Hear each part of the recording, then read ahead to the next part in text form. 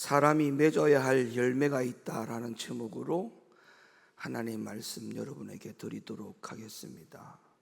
오늘은 한 해 동안 하나님의 은혜로 거둔 모든 개인의 열매들을 하나님 앞에 감사와 영광을 돌리는 추수감사주일이 되었습니다. 모든 개인의 열매라고 하는 것은 믿음에 대한 열매, 그리고 영적인 일에 대한 열매, 그리고 건강에 대한 열매, 여러분 가정과 직장에 대한 열매, 그리고 물질에 대한 열매, 교회에 대한 열매, 이런 열매들을 하나님 앞에 한 해 동안 받은 것에 대한 모든 감사를 하나님 앞에 영광 돌려드리는 예배가 이 추수감사주일 예배입니다. 모든 사람들이 다 마찬가지겠습니다만은 우리가 가을 하면 추수를 생각하게 됩니다. 그러나 이 가을의 추수라고 하는 것은 왜 많은 사람들이 기대를 하고 생각을 하느냐 하면, 분명히 이 가을에 열매를 거두기 위해서 그 목적으로 지난 봄 시간에 씨앗을 뿌려놓은 것이 있기 때문에 그렇습니다. 씨앗을 뿌려놓은 것이 없다면 그곳에서 열매를 거두려고 하는 목적을 가진 사람들은 아마도 아무도 없을 겁니다. 농부가 왜 이 가을에 추수의 때가 되면 열매를 바라느냐 하면 바로 봄에 씨앗을 뿌렸기 때문에, 추수의 열매라고 하는 목적을 가지고 있었기 때문에 이 추수의 열매를 기다리는 것은 너무나 당연한 것입니다. 우리가 하나님 앞에도 마찬가지입니다. 믿음의 씨를 뿌렸죠. 그 믿음의 씨앗을 뿌린 것뿐만 아니라 우리는 하나님 앞에 말씀의 씨를 뿌림을 받았어요. 성경에 말씀을 씨라시라고 부여하거든요. 씨 뿌리는 비유가 나오죠. 씨 뿌리는 비유의 속에서 우리가 가장 귀한 것이 뭐냐 하면 하나님의 말씀이 씨라는 겁니다. 그러면 우리가 한 해 동안 하나님 앞에 믿음의 씨를 뿌렸고, 또 하나님은 내 마음속에 이 마음의 심령의 밭이라고 하는 곳에다가 말씀이라고 하는 씨를 뿌렸기 때문에 하나님은 반드시 이 땅에 모든 사람이 씨를 뿌리고 추수의 때를 기다리는 것과 같이 하나님도 그 추수의 때를 기다린다는 거예요. 왜? 뿌렸기 때문에. 누가? 하나님이. 농부가 뿌렸기 때문에 농부가 추수의 계절을 기다리듯이 하나님이 뿌렸기 때문에 하나님도 추수의 계절을 기다리고 있다는 겁니다. 짧게는 2024년도 한 해 동안 하나님이 우리에게 주신 이 시간 속에 말씀의 씨앗을 뿌렸는데 너희가 얼만큼 자랐느냐. 길게는 이 땅에 사는 동안에 너희가 70을 살든 80을 살든 하나님께서 우리에게 말씀의 씨앗을 뿌렸는데 그 말씀을 가지고, 믿음을 가지고 얼만큼 자랐느냐. 그 추수의 때는 바로 하나님 앞에 가서 심판을 받게 되는 그 심판을 말하는 것입니다. 그렇다면 우리는 반드시 이유 여하를 막론하고, 우리 모두는 짧게는 한 해 동안 씨를 뿌려진 사람이요, 길게는 한 해 동안 우리 한 평생 동안에 씨앗이 뿌려진 사람이기 때문에 우리는 반드시 열매가 되어야 한다는 거예요. 왜? 하나님이 뿌렸다니까요. 그래서 하나님은 농부이시기 때문에 추수의 때를 기다리고 있는 거예요. 내가 추수의 때에 내가 뿌려진 씨앗을 열매를 보겠다는 거예요. 알곡이 있는지 쭉저기가 있는지 그걸 구분하겠다라고 성경은 우리에게 말씀하고 있어요. 그래서 우리는 반드시 하나님이 뿌려진 씨앗을 가지고 30배, 60배, 100배의 결실을 맺는 성도들 될 수 있기를 예수님 이름으로 간절히 축원합니다. 자, 오늘 본문에도 말씀을 하셨듯이 오늘 본문 말씀 다시 열어주세요. 너희가 나를 택한 것이 아니요. 우리가 하나님을 택한 게 아니에요. 우리가 믿음을 택한 게 아니에요. 우리의 시간을 택한 게 아니에요. 우리가 교회를 택한 게 아니에요. 이 모든 것을 택한 것이 하나님이 나를 택한 것이다라고 말씀하고 있습니다. 근데 이유가 뭐냐? 우리를 왜 택했느냐? 택하신 이유가 딱 나옵니다. 너희로 가서 과실을 맺게 하고 또 너희 과실이 항상 있게 하여. 여러분, 하나님은 우리에게 씨앗을 뿌리고 계셔요. 씨앗을 뿌리고 있다는 말은 하나님이 우리를 택했다는 거예요. 근데 그 택한 이유가 씨앗을 계속적으로 뿌리고 있기 때문에 하나님은 우리에게 뭘 요구하시느냐? 과실을 요구하신다. 과실. 그거와 마찬가지로 하나님도 이 마지막 때에 우리를 심판하실 때, 추수의 때가 왔을 때 하나님이 우리를 심판하실 때 어떤 열매들을 심판하시느냐? 알곡은 하나님 나라로, 쭉정이는 영원히 꺼지지 않는 불에, 지옥으로 간다라고 말씀하고 있습니다. 그래서 우리는 하나님의 기대치가 뭐냐? 뿌려놓은 열매들이 반드시 귀한 열매가 되는 것입니다. 할렐루야. 귀한 열매가 되어야 돼요. 그러면 우리를 사랑해서 택하신 하나님이 우리에게 어떤 열매들을 기대하고 계실까? 답은 너무 간단합니다. 지금 이 순간에도 하나님이 나를 사랑하고 계신 것처럼 저와 여러분들도 지금 이 순간까지 하나님을 사랑하고 있다는 열매를 보여주면 되는 거예요. 그런데 하나님은 우리를 지금 이 순간까지 사랑하시면서 어떤 방법으로 우리를 사랑하셨느냐? 그것은 바로 하나님이 우리에게 계속해서 약속의 말씀을 주시면서 사랑하고 있다는 거예요. 여러분, 하나님이 우리를 사랑하시는 방법은 뭐라고요? 하나님이 나에게 뭘 준다고요? 말씀을 계속적으로 주신다는 거예요. 그게 하나님이 우리를 사랑하는 방법이에요. 여러분, 우리가 인간의 사랑과 하나님의 사랑을 비교하면 안 됩니다. 하나님이 그냥 무조건 모든 죄를 다 끌어안고 불쌍히 여기는 사랑, 그런 사랑을 우리가 늘 공유하면서 생각하는데 하나님은 우리에게 그런 사랑을 주시는 게 아니에요. 하나님은 우리를 사랑한다고 하실 때에 그 사랑의 징표로 뭘 주시느냐? 말씀을 주시는 거예요. 말씀을. 죄인일 경우에는 회개하라. 그 말씀을 주시는 그 자체가 바로 하나님이 우리를 뭐 하는 거예요? 사랑하고 계신다는 거예요. 돌아서라는 거예요. 돌아서지 않으면 심판받는다는 거예요. 그 말씀을 주신다는 거예요. 그 말씀을 주시는 이유가 우리를 사랑하기 때문에 주시는 거예요. 그러니까 하나님이 우리를 사랑하는 방법은 뭐냐? 지금도 계속적으로 말씀을 주신다는 거예요. 그렇다면 우리가 사랑하는 그 주님을 위해서 지금 이 순간도 하나님 사랑합니다, 주님 사랑합니다 라는 그 증명을 어떻게 해야 되느냐? 하나님이 나를 사랑해서 주시는 그 말씀을 내가 순종하고 지켜드릴 때에 내가 하나님을 사랑하는 증명이 되는 겁니다. 그래서 예수님이 이렇게 말씀하셨어요. 요한복음 14장 15절, 너희가 나를 사랑하면 나의 계명을 지켜라. 이유가 뭐라고요? 하나님이 나를 사랑하시는 방법이 뭐라고요? 말씀을 주시고 나를 사랑하는 방법이거든요. 그러면 그 말씀을 나를 사랑해서 말씀을 주시는 거기 때문에 내가 하나님을 사랑한다라고 하는 그 응답, 그 대답은 뭐냐? 하나님이 나를 사랑해 주시는 그 말씀을 내가 붙들고 순종하는 거예요. 그러면 그것이 내가 하나님을 사랑하는 증표가 되는 거예요.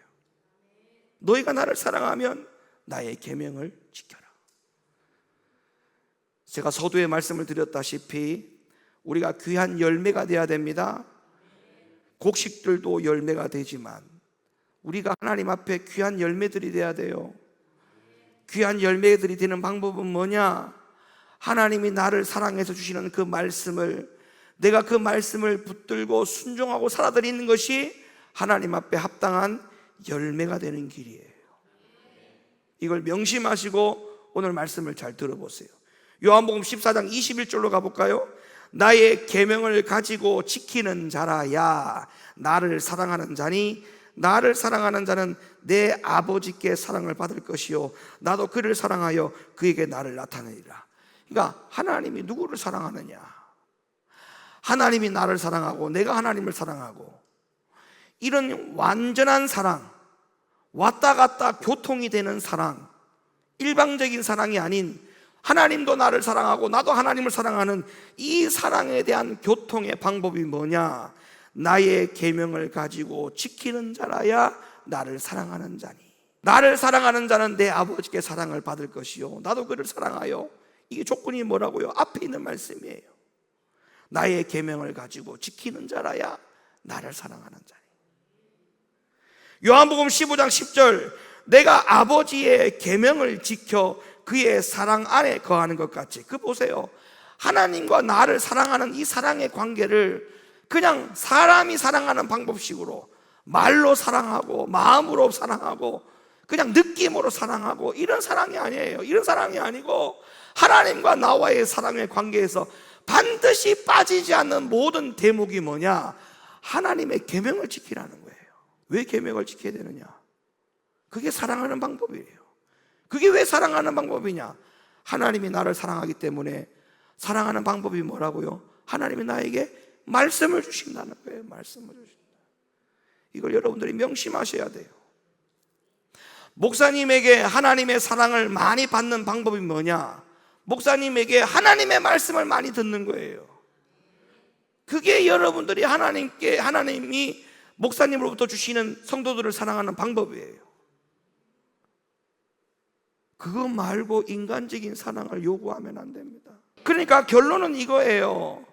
하나님이 나를 사랑해서 택했고, 택하신 우리들에게는 하나님이 말씀을 주시는데, 그렇다면 우리도 하나님을 사랑한다면 그분이 나에게 말씀하신 것이 무엇인지를 항상 깨닫고 그 말씀을 지켜 살아가려고 하는 열매를 보여주는 것이 바로 하나님이 나를 택하신 목적을 이루어 드리는 겁니다. 그래서 우리가 여기서 알아야 할 또 하나의 중요한 사실이 뭐냐 하면, 오늘 본문의 말씀을 보시면 아시겠습니다만은 우리가 어떻게 할 때에 하나님을 진실로 사랑할 수 있는 과실을 맺을 수가 있는지에 대해서도 말씀을 해주셨어요. 자, 요한복음 15장 4절 5절 보겠습니다. 내 안에 거하라, 나도 너희 안에 거하리라. 가지가 포도나무에 붙어 있지 아니하면 절로 과실을 맺을 수 없음 같이 너희도 내 안에 있지 아니하면 그러하리라. 나는 포도나무요 너희는 가지니 저가 내 안에 내가 저 안에 있으면 이 사람은 과실을 많이 맺나니 나를 떠나서는 너희가 아무것도 할 수 없습니다. 그래야 그 사람이 과실을 맺는 사람이라고 말합니다. 하나님이 내 안에, 내가 하나님 안에 이렇게 살아가는 것, 마치 포도나무와 가지가 떨어져 살 수 없듯이 붙어서 사는 것, 이 사람은 항상 과실을 많이 맺는 사람이 될 수밖에 없다. 우리 예수님이 포도나무라고 했어요. 비유로 말씀하고 있죠. 포도나무에서 떨어지는 그 순간 그 가지는 생명을 잃어버리게 됩니다. 다시 말하면 열매 맺을 수 없어요. 여러분, 나무에서 원나무에서 가지가 떨어졌는데 이 가지에서 무슨 열매를 맺겠습니까? 맺을 수 없지요. 이 가지가 나무에 붙어 있어야만이 이 가지에서 열매가 나오는 겁니다. 우리는 가지니, 우리 예수님은 포도나무요, 우리는 가지니, 가지가 포도나무에서 절대 떨어질 수 없습니다. 붙어 있어야 열매를 맺는다. 그런데 이 말씀에서 예수님께 붙어 있다, 그래서 예수님이 우리 안에, 우리가 예수님 안에 있다, 이 뜻이 무엇인지를 정확히 알아야 돼요. 자, 그 뜻을 알아보기 위해서는 7절을 통해서 알 수가 있습니다. 7절, 너희가 내 안에 거하고 내 말이 너희 안에 거하면. 자, 그래서 앞에 5절에서 내가 저 안에 있으면 이라는 이 말씀이 지금 7절에서 내 말이 너희 안에 있으면 이렇게 표현하고 있다는 거죠. 예수님이 우리 안에 있다는 말은 예수님의 말씀, 하나님의 말씀이 어디에 있다? 우리 안에 있다. 여기까지 이해가 되시면 아멘. 그래서 요한 1서 3장 24절을 한번 보세요. 저 정확하게 보여주고 있어요. 그의 계명들을 지키는 자는 주 안에 거하고 주는 저 안에 거하시나니. 정확하죠? 그의 계명들을 지키는 자는 주 안에 거하고 주는 저 안에 거하시나니. 그러니까 여러분, 하나님이 내 안에 있다, 주님이 내 안에 있다, 여러분, 그게 말로 되는 게 아니에요. 고백으로 되는 게 아니야. 하나님이 내 안에 있고 내가 하나님 안에 있다, 하나님이 내 안에 있다라고 하는 이 말조차도 하나님의 말씀이 내 안에 있다, 이렇게 생각해야 돼. 믿으면 아멘. 에이, 오늘 교회 안 가도 막 여기 주님 앞에 하나님이 내 안에 계시니까, 주님이 내 안에 계시니까 그냥 집에서 예배 드려도 하나님이 다 기뻐할 거야. 천만의 말씀. 그 집 안에 계신 여러분들, 그 여러분 안에 하나님의 말씀이 뭐라고 합니까? 그 집을 떠나서 교회로 가라고 합니다. 하나님의 말씀은 그 집을 떠나서 교회로 가라고 명령하고 계셔요. 그 명령에 순종을 해야 돼. 근데 하나님이 내 안에 언제나 계시다고요? 언제나 계시는 조건이 뭐예요? 계명을 지키는 자가 저 안에 있다 했어요. 하나님의 말씀을 듣고 깨닫고 지키려고 할 때에 하나님이 내 안에 계시는 것이지, 계명에 순종하지 않는 자가 하나님 내 안에 있다, 그 표현은 자기 생각과 억지에 불과한 것이지 하나님의 말씀에는 전혀 맞지 않는 이야기예요. 그의 계명들을 지키는 자는 주 안에 거하고 주는 저 안에 거하시나니, 우리에게 주신 성령으로 말미암아 그가 우리 안에 거하신 줄을 우리가 아느니라. 여러분, 우리가 이것도 알아야 돼요. 요한복음 15장 4절에서 예수님이 우리에게 분명히 말씀하기를, 가지가 포도나무에 붙어 있지 아니하면 절로, 이 절로가 절이 아니에요. 절로, 스스로, 저절로 과실을 맺을 수 없음 같이 너희도 내 안에 있지 아니하면 그러하리라. 가지가 포도나무에 붙어 있지 아니하면 절로, 스스로 과실을 맺을 수 없다. 왜 이렇게 말씀하시는지 그 이유를 알아야 돼요. 여러분, 우리 육체 스스로의 마음을 가지고는 하나님을 사랑할 수가 없어요. 그래서 우리의 마음에 할례가 일어나야 됩니다. 할례가. 그래서 신명기 30장 6절에서 우리의 마음은 할례가 일어나야 하나님을 사랑하는 마음의 성품으로 바뀔 수 있다, 이렇게 말씀해 주고 있어요. 뭐가 일어나야 된다고요? 마음의 할례를. 신명기 30장 6절 말씀 보세요. 내 하나님 여호와께서 네 마음과 네 자손의 마음에 뭐를 베푸사? 할례를 베푸사. 할례를 베푸사. 너로 마음을 다하여 성품을 다하여 네 하나님 여호와를 사랑하게 하사 너로 생명을 얻게 하신다. 그래서 여러분, 바울도 이렇게 가르쳐 주셨어요. 로마서 2장 29절. 오직 이면적 유대인이 유대인이며 할례는 마음에 할지니. 그러니까 그냥 표면적인 유대인은 하나님 앞에 유대인이 아니라는 거예요. 그런 유대인은 하나님 앞에 하나님의 자녀가 될 수 없다는 거예요. 표면적 유대인이 뭐예요? 마음으로는 하나님을 사랑하지 않으면서 겉으로만 하나님 사랑한다라고 하는 그들이 바로 이 표면적 유대인이죠.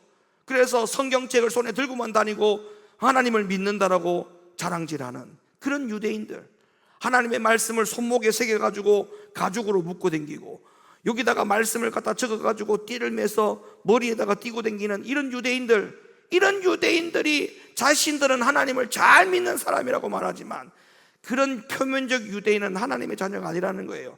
이면적 유대인, 마음의 할례를 받은 이면적 유대인이 진짜 유대인이다.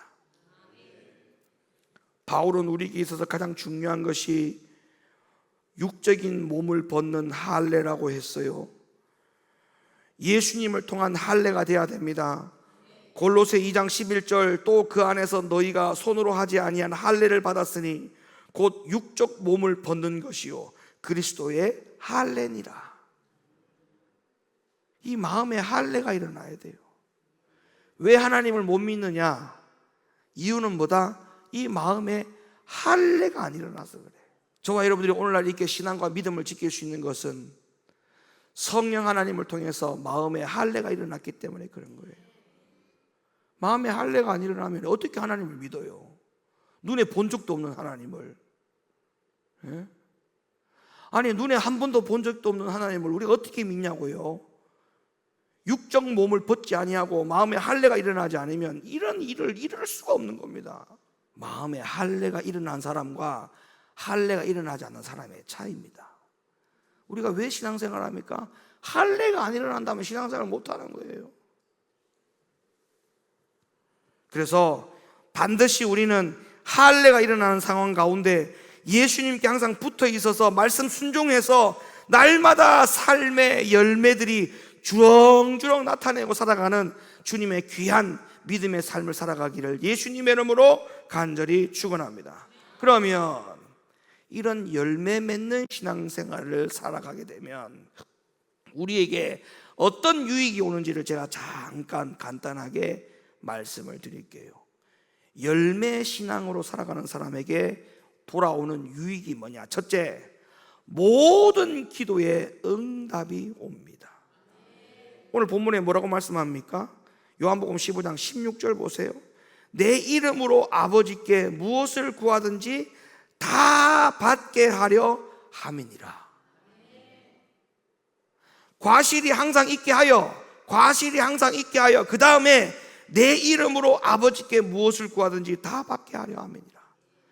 열매 맺는 신앙인이 어떤 유익이 있다고요? 모든 기도와 간구에 응답이 있어요. 여러분, 우리가 하나님 말씀대로 순종하면서 살려고 하는 그 열매를 가지고 있으면 우리가 무엇을 구하든지 나를 사랑하시는 하나님이 모든 것을 응답하여 주신다는 사실을 믿으시면 아멘 하시길 바랍니다. 요한 1서 3장 21절, 사랑하는 자들아, 만일 우리 마음이 우리를 책망할 것이 없으면 하나님 앞에서 담대함을 얻고 무엇이든지 구하는 바를 그에게 받나니 이는 우리가 그의 계명들을 지키고 그 앞에서 기뻐하는 것을 행함이라. 계명을 지키고 열매 맺는 거죠. 앞에서 지금 열매에 대한 이야기 다 이 계명에 대한 이야기 했잖아요. 계명을 지키고 열매 맺는 사람들은 무엇이든지 구하는 바를 그에게 받나니 이렇게 되어 있어요. 그러니까 열매 맺는 신앙생활 해도 되고 안 해도 되고가 아니고 여러분의 기도가 헛되지 않고 응답을 받고 모든 구하는 것을 다 받으려면 하나님 앞에 열매 맺는 신앙인으로 연결되어 있어야 돼요. 연결되어 있어야 돼요. 그 다음에 두 번째로, 열매 맺는 신앙인이 되면 어떤 유익이 있느냐? 기쁨이 떠날 날이 없습니다. 자, 요한복음 15장 10절 보세요. 내가 아버지의 계명을 지켜 그의 사랑 안에 거하는 것 같이 너희도 내 계명을 지키면 내 사랑 안에 거하리라. 내가 이것을 너희에게 이름은 내 기쁨이 너희 안에 있어 너희 기쁨을 충만하게 하려 함이니라. 자, 그러면 여기서 말씀하고 있는 이 기쁨이 어떤 기쁨이냐? 근심과 걱정을 모조리 다 없애주는 기쁨을 말하느냐? 여기서 말하는 기쁨은 그런 기쁨이 아니에요. 어떤 기쁨을 말하느냐? 하박국 선지자가 이 부분에 대해서 설명을 했어요. 하박국 3장 17절 말씀 열어보세요. 비록 무화과 나무가 무성치 못하며, 잘 보세요, 무화과 나무에 열매가 없대요. 그 다음에 포도나무에 열매가 없대요. 감람나무에 소출이 없대요. 밭에 식물이 없어요. 우리에 양이 없어요. 외양간에 소가 없어요. 자, 이 모든 것이 다 근심과 걱정입니까? 아닙니까? 근심과 걱정 상태가 맞아요? 안 맞아요? 근심과 걱정이 맞죠? 이거는 기쁨의 상태가 아니죠. 지금 기쁨의 상태가 아닌데, 지금 아까 열매를 맺게 될 경우에 사람에게 기쁨이 온다 했잖아요. 기쁨이 충만하게 한다 했잖아요. 여기서 말하는 그 기쁨은 근심과 걱정을 다 없애주는 기쁨이 아니에요. 하박국 선지자도 보니까 근심과 걱정이 떠나지는 않았어요. 그대로 근심과 걱정은 있었어요. 그러나 그 다음에 어떤 기쁨이 오는가를 보세요. 나는 여호와를 인하여 즐거워하며 나의 구원의 하나님을 인하여 기뻐하리로다. 구원의 감격의 기쁨이 떠나지를 않는다는 거죠.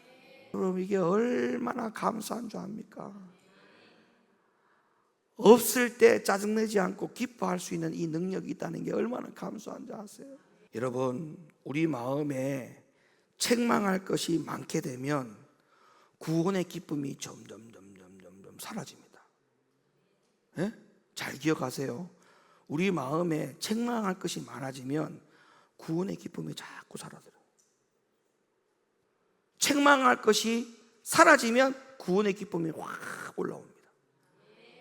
여러분, 우리가 사람도 마찬가지야. 죄를 지으면요, 사람 앞에 자꾸 낮아져.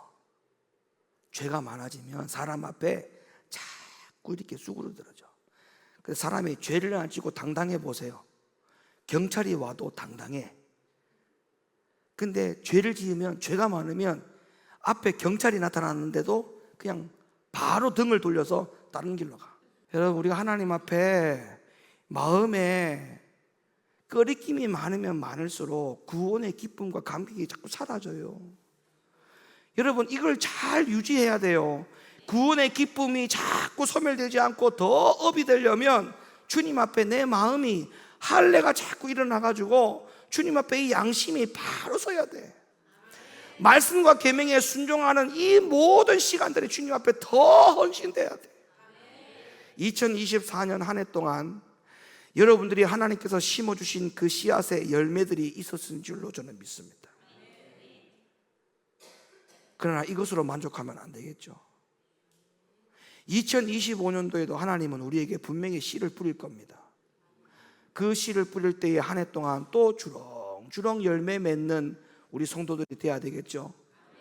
이 추수감사주일이 그냥 열매들 갖다가 장식해놓고 추수감사주일 절기 예배를 드리는 게 중요한 게 아니고, 이 열매들을 바라보면서 나도 나중에 하나님 나라에 가서 이렇게 하나님 나라의 곳간에 창고에 들려지는 이런 열매들이 돼야 될 텐데, 나는 이 열매들을 보면서 나는 저런 열매가 될 수 있을까? 나도 저런 열매가 과연 앞으로 될 수 있을까? 그런 생각과 다짐을 할 수 있는 그런 이 시간이 바로 귀한 추수감사주일입니다. 우리 높은도 교성도 여러분, 매년마다 우리가 다가오는 이 추수감사주일이지만, 이 추수감사주일에 이 땅의 곡식들만, 아름다운 알곡들만 강단에 올라오는 이 열매들을 보고 끝을 내는 추수감사주일이 되지 말고, 머지않아 주님이 오시는 그날에 저와 여러분들도 이런 귀한 열매들에 합당한 열매들이 될 수 있기를 예수님의 이름으로 간절히 축원합니다.